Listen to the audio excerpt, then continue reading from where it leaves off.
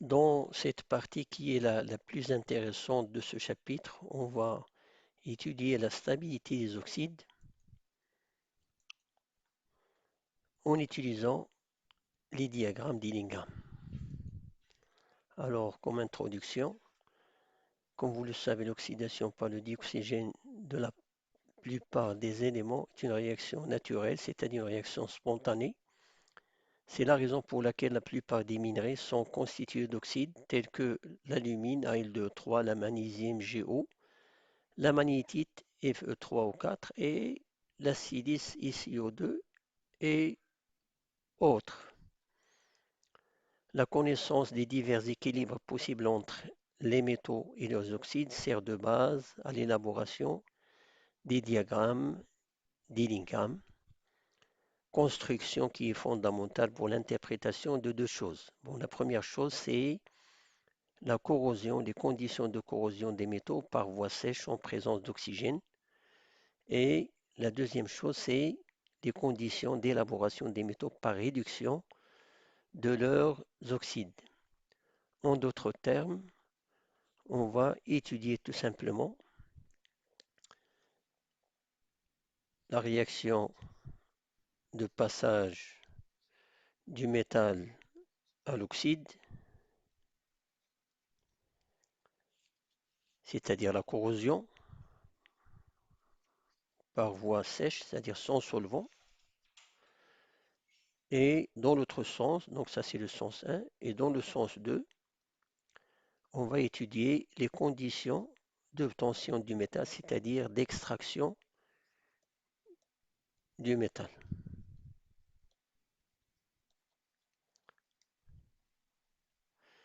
Dans le premier cas, il s'agit d'une oxydation du métal, et dans le deuxième cas, c'est-à-dire l'extraction, il s'agit d'une réaction de réduction. Les diagrammes d'Illingham permettent de connaître les conditions thermodynamiques qui permettent donc de prévoir le sens de cette réaction, soit dans le sens de la formation de l'oxyde, c'est-à-dire de la stabilité de l'oxyde, ou bien celle de l'extraction du métal.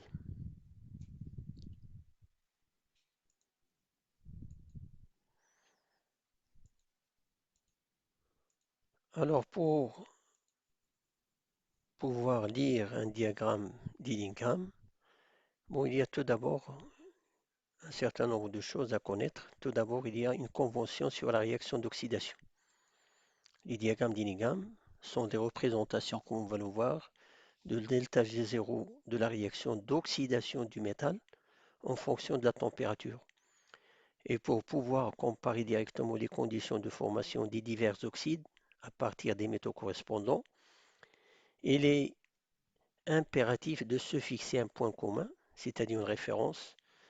Par convention, l'équation bilan de la réaction d'obtention de l'oxyde à partir d'un corps simple ne mettra en jeu qu'une seule mole de dioxygène, c'est-à-dire que les réactions d'oxydation doivent être écrites pour une mole d'oxygène, comme c'est le cas de la réaction suivante. Donc on a pour un métal M, pour MX, pour l'oxyde MXOY, on a la réaction suivante qui est dans le sens 1, qui correspond dans le sens 1 à la formation de l'oxyde, et dans le sens 2, il correspond à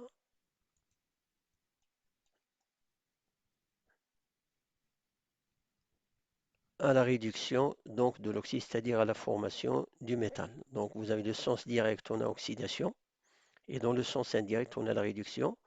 Et comme on va voir, le delta G0 en fonction de T correspond toujours à la réaction dans le sens 1, c'est-à-dire à la réaction d'oxydation. Bon, maintenant, pour les diagrammes d'Illingham, on va essayer de résumer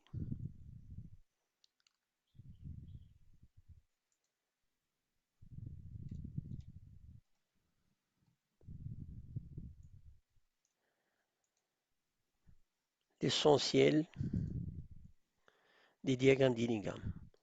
Si je considère un exemple simple, donc d'un oxyde très simple, donc M solide plus O2, donc pour une mole de O2, c'est la convention, donc on va utiliser toujours une mole de O2 pour former l'oxyde MO solide. Alors, dans cette réaction, pour l'équilibrer, donc on a 2 moles d'oxygène, donc on aura besoin de 2 M. Donc c'est ça la réaction pour l'oxyde MO. Cette réaction se fait avec une diminution du nombre de moles gazeuses, comme on va le voir par la suite, et ça va être déterminant pour l'allure du diagramme d'Illingham. Alors c'est quoi le diagramme d'Illingham? C'est la représentation de delta G0 de cette réaction en fonction de la température. Or, comme on le sait, le delta G0 d'une réaction est exprimé en fonction de delta S0 H0 de la réaction moins T delta S0 de la réaction. Le delta H0 et le delta S0 sont des fonctions de la température. Mais dans les conditions utilisées, on va considérer que leur variation est négligeable et donc on va considérer comme approximation, et c'est ça l'approximation d'Illingham. Il considère que dans l'intervalle de température utilisé, les deux grandeurs delta H0 T et delta S0 T sont constantes, c'est-à-dire on peut les assimiler à delta H0 à une température de référence T0 et delta S0 à la température T0. Ces températures que l'on peut considérer comme étant tout simplement T0 égale 25 degrés, c'est-à-dire 298, température à laquelle sont données les grandeurs thermodynamiques dans les différentes tables. Par conséquent, le delta G0 sera exprimé tout simplement sous la forme delta H0 298 moins T delta S0 298 où les deux termes qui sont là sont constants, c'est-à-dire on aura quelque chose de la forme A plus BT.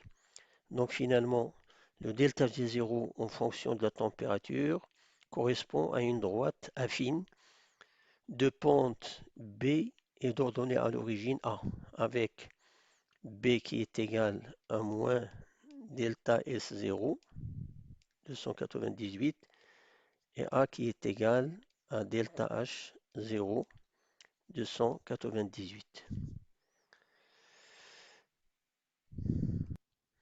Maintenant, ici, essayons de voir quel est le signe de delta S0 dans le cas de la réaction d'oxydation précédente. Alors, pour cette réaction, comme vous le savez, bon, le delta S, l'entropie est liée à la notion d'ordre et de désordre. Lorsque le désordre augmente, l'entropie augmente. Donc, on a un delta S qui est positif. Si on considère la réaction d'oxydation, on a là une mole d'oxygène, de gaz. Comme vous le savez, la notion d'ordre et désordre, elle est plus importante lorsqu'il s'agit de phases qui sont gazeuses. C'est-à-dire que les phases gazeuses elles sont plus désordonnées que les phases liquides, qui le sont également plus que les phases solides. Donc, ce qui est déterminant dans le signe de variation de l'entropie, c'est surtout la présence d'espèces gazeuses. Donc là, on passe d'une mole de gaz vers 0 mole de gaz. Donc là, on a une diminution du désordre, c'est-à-dire qu'il y a une diminution d'entropie. Donc l'entropie, il diminue dans cette réaction. Ça veut dire qu'on a un delta S qui est négatif. Par conséquent, comme B est égal à moins delta S, donc on aura une pente B égale moins delta S, 0, une pente qui est comment? Qui est positive. Donc on a une droite qui est croissante. Donc on a une droite qui est croissante, c'est-à-dire une pente qui est positive droite croissante.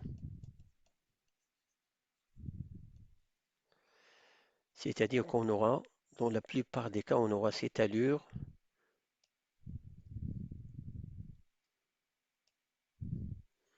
pour les diagrammes d'Inningham.